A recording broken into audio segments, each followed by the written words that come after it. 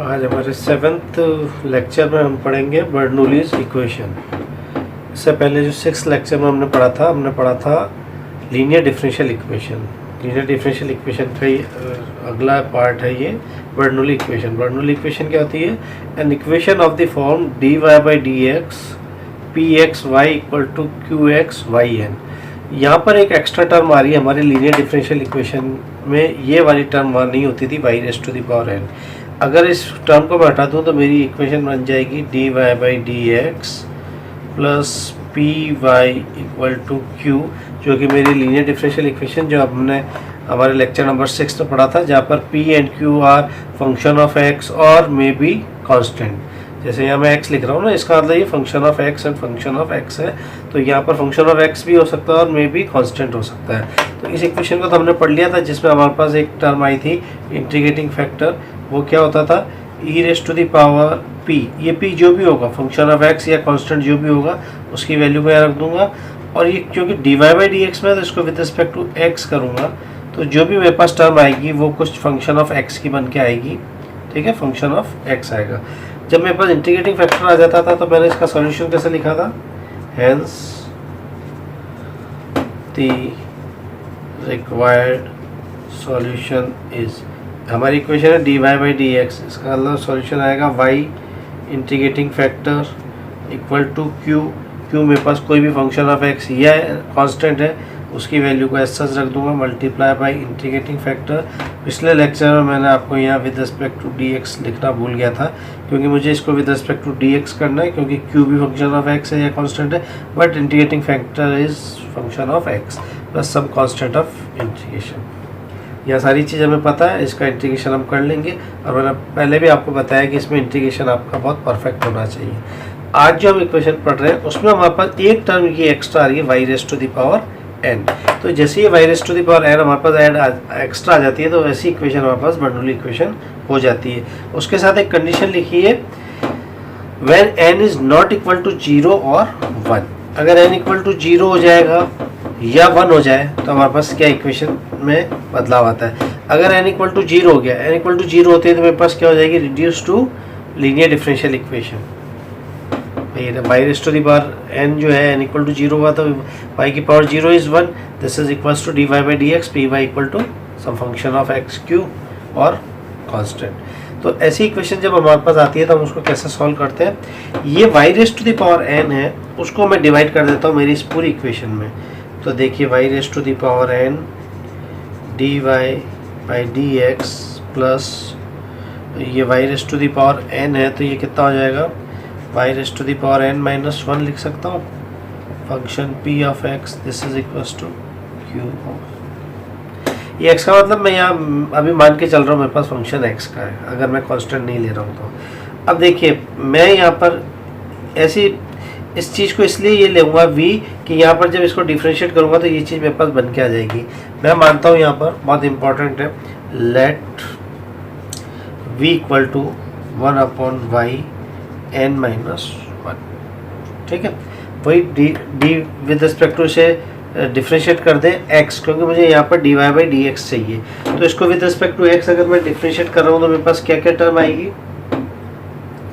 हाँ भाई बोलिए, क्या क्या टर्म आएगी? करिए डिफ्रेंशिएट इसको। जब इसको ये तो हो जाएगा आपके पास dv by d x and this is equal to कितना हो जाएगा? Minus n plus 1 y raise to the power minus n और dy बाई डी एक्स। मैंने इसको क्या किया है, इसको ये भी लिख सकता हूँ, मैं लिख सकता हूँ। अब इससे तो मेरे को आराम से डिफ्रेंशिएट हो जाएगा। ये जो भी पावर है उसको तो मैंने पहले बाहर लिख दिया, और इसमें से एक पावर माइनस हो जाएगी क्योंकि मैं इसे डिफ्रेंशिएट कर रहा हूँ।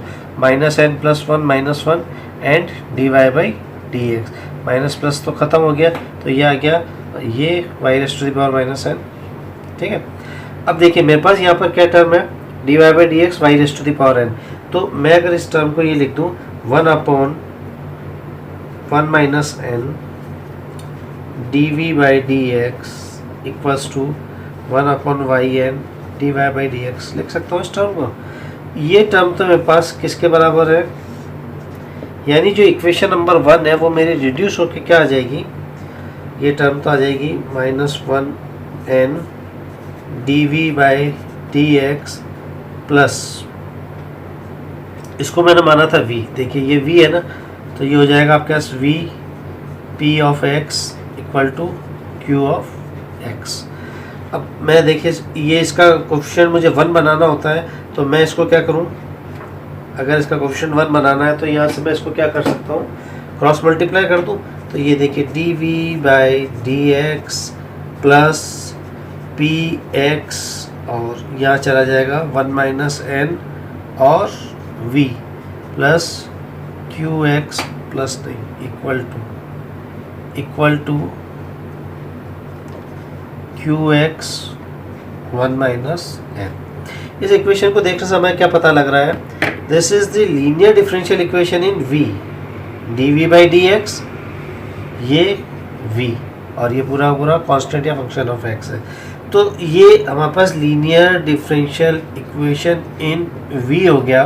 तो क्या मैं यहाँ से इसका इंटीग्रेटिंग फैक्टर लिख सकता हूँ, क्या आ जाएगा, e raise to the power ये पूरा का पूरा e raise to the power p1 minus n with respect to dx, जो भी मेरे पास आएगा वो हम कर लेंगे। फिर इसका सॉल्यूशन जो आएगा वो आएगा v में, क्योंकि dv/dx बना है, इंटीग्रेटिंग फैक्टर इक्वल टू वही q integrating factor dx plus c। हमको यहाँ ये ध्यान रखना है कि जब हम फाइनल हमारा आंसर निकालेंगे तो इस v को वापस किससे रिप्लेस करेंगे, जो हमने शुरू में माना था, इस v को वापस से ये वैल्यू से सब्स्टिट्यूट कर देंगे तो हमारा आंसर आ जाएगा इन टर्म्स ऑफ y। ठीक है, तो ये इसका डेरिवेशन हुआ। अब हम इसको एक आध क्वेश्चन के साथ समझते हैं कि बर्नौली इक्वेशन किस टाइप की है और कैसे इसको सॉल्व करते हैं, क्योंकि वहाँ पेपर में आपको इक्वेशन पहचानना थोड़ा डिफ़िकल्ट हो जाएगा। तो इक्वेशन को पहचानने का तरीका भी बताते हैं, उसको सॉल्व करने का तरीका कैसे है। पहले थोड़ा आसान क्वेश्चन ले लेते हैं जिससे आपको समझने में आसानी रहेगी। तो मेरे पास क्वेश्चन है dy/dx plus y/x equal to y²। इसको मैं इक्वेशन नंबर 1 पे लेके देता हूँ। देखिए ये बर्नौली इक्वेशन से अगर मैं करता हूँ तो मेरी बर्नौली इक्वेशन मैंने अभी स्टैंडर्ड क्या लिखी थी, dy/dx plus pxy equal to qx y raise to the power n। Here n equal to 2, ये y से y आ रहा है, या px जो है वो 1/x है, इसका कोफिशिएंट 1 है। इसका मतलब this is the Bernoulli equation. ना जब बर्नौली इक्वेशन होती है तो हमने क्या कहा था, इसको जो भी y raise to the power में है उसको हम डिवाइड कर देंगे dy/dx प्लस 1/y है, तो ये कितना हो जाएगा 1/xy, 1/xy हो जाएगा ना, एक y से y कट जाएगा, दिस इज इक्वल टू 1। अब मैं देखिए v क्या मानूंगा, v इक्वल टू यहाँ जो भी हमारे पास y होता है वो हम मानते हैं 1/y या y माइनस 1। अब इसको जब आप वापस सॉल्व करोगे तो कितना आ जाएगा, y2 dy/dx, ठीक है, और ये कितना हो जाएगा dv/dx। हमने v को माना था 1/y, ठीक है। अब देखिए ये वाला जो इसका राइट हैंड साइड है इसका लेफ्ट हैंड साइड के बराबर है, तो मैं इक्वेशन नंबर 2, ये जो मेरी इक्वेशन नंबर 2 है, ये मेरे पास क्या हो जाएगा, सब्स्टिट्यूशन से माइनस dv/dx लिख सकते हैं, ठीक, प्लस 1/y को v माना था तो ये कितना हो जाएगा v of x equal to 1, ठीक है। ये इक्वेशन जो इक्वेशन नंबर 3 है, this is again linear differential equation in v। तो मैं इसको थ्रू माइनस से मल्टीप्लाई करता हूँ, तो माइनस से जैसे मल्टीप्लाई करूँगा यहाँ साइन बदल जाएगा, ये माइनस प्लस हो जाएगा, ये प्लस माइनस हो जाएगा, माइनस और ये माइनस, ठीक है। तो ये लीनियर डिफरेंशियल इक्वेशन हो गई। तो here p equal to -1/x and q equal to -1। तो इंटीग्रेटिंग फैक्टर कितना हो जाएगा, e raise to the power minus का 1/x dx this is e raise to the power minus of log x, this is 1 upon x. 1 upon x is the integrating factor. Now hence the solution is dv by dx में equation है, ध्यान रखना, v integrating factor equal to integral q integrating factor with integral dx plus some constant of integration. v integrating factor कितना है आपके पास 1 upon x equal to q की value है माइनस का 1 और ये 1 by x d x plus some constant of integration. v को वापस से हमें सब्स्टिट्यूट करना है. v मैंने क्या माना था 1 अपॉन वाई, तो मैं इसको क्या ये लिख सकता हूँ. ठीक है, इसकी वैल्यू मेरे पास कितनी हो जाएगी, माइनस का log of x plus c. तो इसका मेरे पास आंसर आ गया 1 upon x y plus log of x equal to c. This is the required solution. इस टाइप से आपको इक्वेशन को पहले पहचाननी है. अब मैं इसको कितनी भी कोशिश कर लूँ मेरा ये फॉर्म नहीं बनेगा लीनियर डिफरेंशियल इक्वेशन का. लीनियर डिफरेंशियल इक्वेशन आपके पास होती है d y by d x plus p y equal to q. मैं बार बार यहाँ एक्स इसलिए लिख रहा हूँ ब्रैकेट में कि मैं भी इसको एक्स का फंक्शन मान के चल रहा हूँ, जबकि मैंने आपको डेफिनेशन बताया था पी मे बी कांस्टेंट और फंक्शन ऑफ एक्स. ठीक है, तो अब मैं इसमें अगर कितनी भी कोशिश करता तो ये q जो है वो फंक्शन ऑफ x नहीं बनता मेरे पास, क्योंकि यहाँ है ही नहीं. चलिए अभी एक और क्वेश्चन इसको लेते हैं जिसमें बर्नौली है या क्या है उसको सॉल्व करते हैं. क्योंकि चूँकि आर्टिकल आपका बर्नौली का पता रहे तो आपको लगेगा कि क्वेश्चंस भी सारे इससे रिलेटेड होंगे. हम उसको कोशिश करेंगे किसी और भी तरीके से सॉल्व होता है क्या. चलिए नेक्स्ट क्वेश्चन आपको देता हूँ. क्वेश्चन है ये आपके पास y log of x minus 1 y dx equal to x of dy.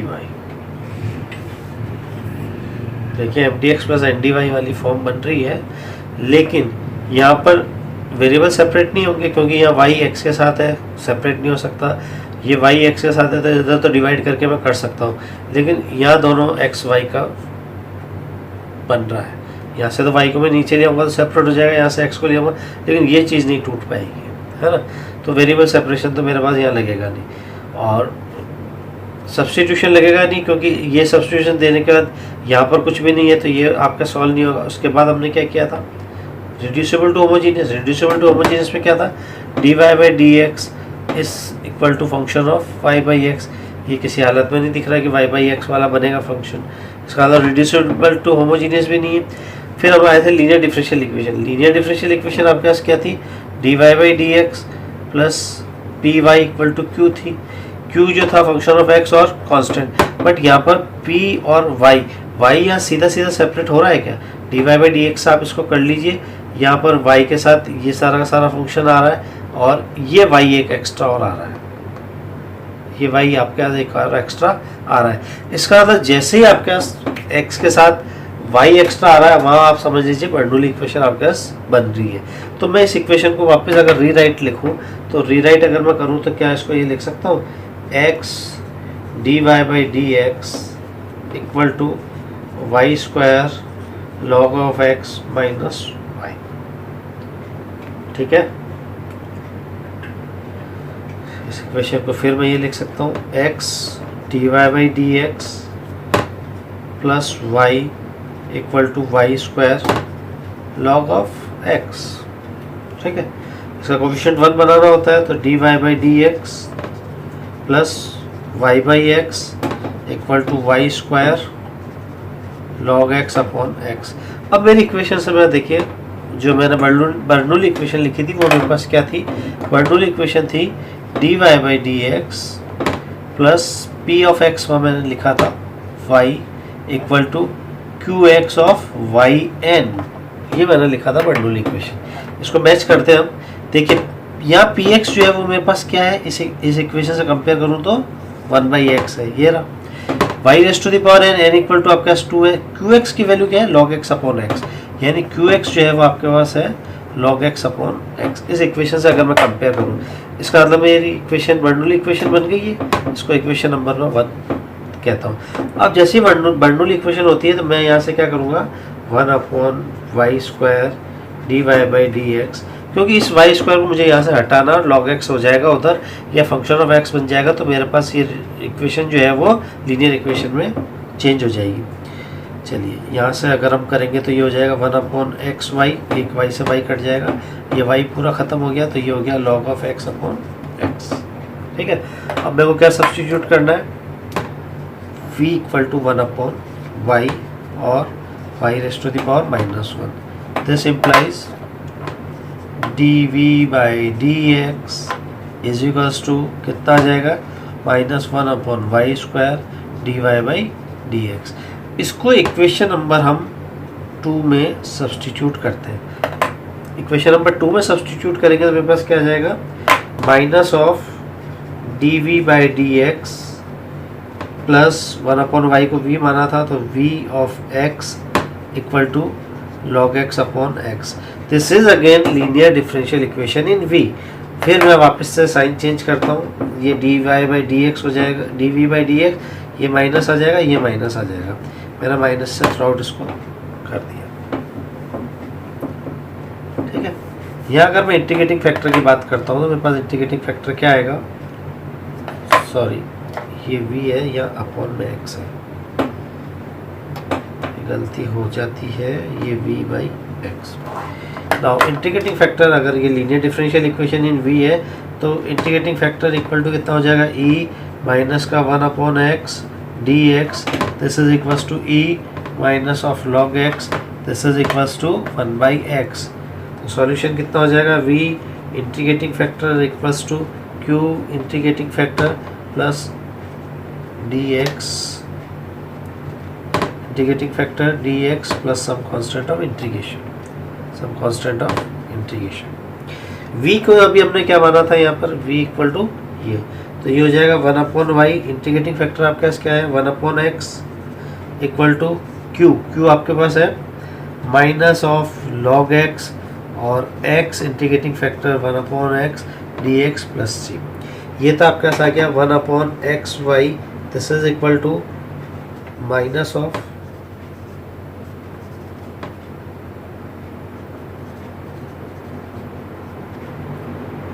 इसे इंटीग्रेट करना है, इसको इंटीग्रेट करेंगे हम तो बाई पार्ट से इंटीग्रेट कर देंगे, और इंटीग्रेट करने के बाद आप इसका सॉल्यूशन निकाल लेना, क्योंकि यहाँ पर मैंने v को 1 बाई वाई रख दिया है।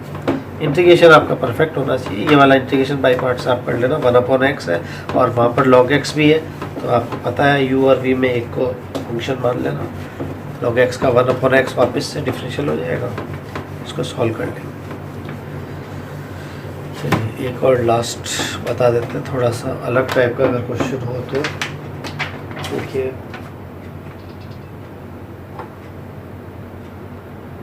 क्वेश्चन आपके पास है,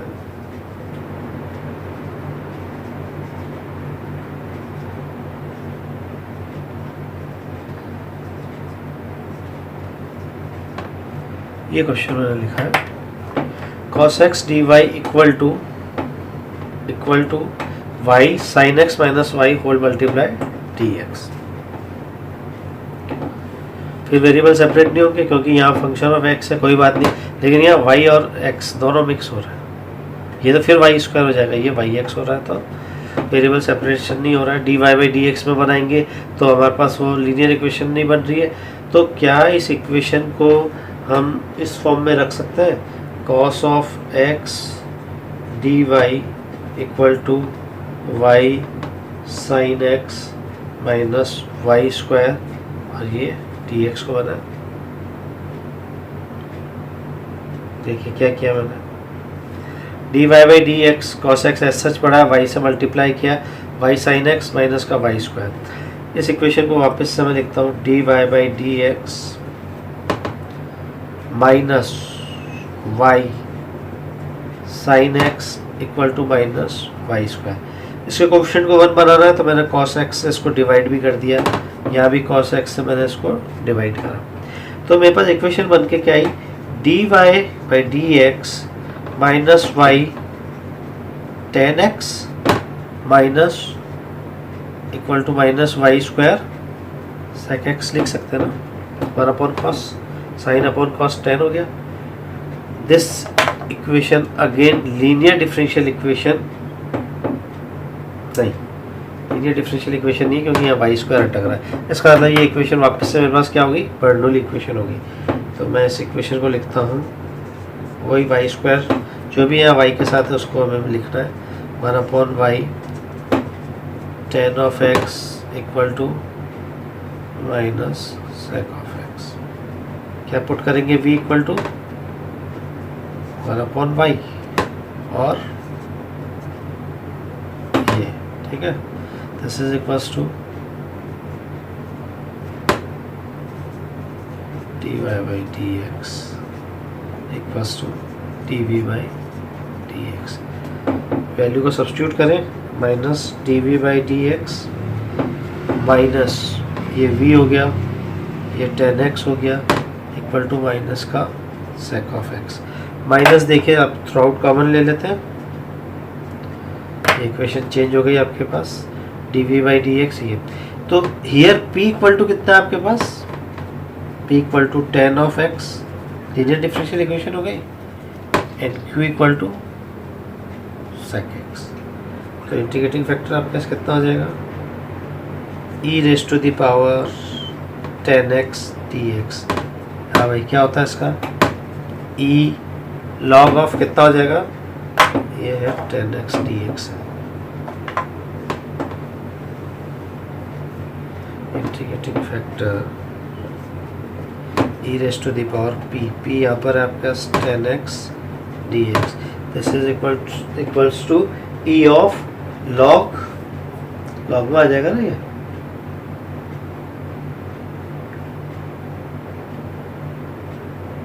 ठीक है, e ऑफ log आपके पास जो भी आएगा ये आपका इंटीग्रेटिंग फैक्टर आ जाएगा। Now e of log sec x, this is equals to कितना हो गया, sec of x। This is integrating factor. Now solution is v integrating factor equal to q क्या था, sec, तो ये हो जाएगा sec स्क्वायर x, एक और मिल जाएगा प्लस c। यहाँ से देख लीजिए सीधा सीधा ये तो हो गया 10 ऑफ x प्लस c।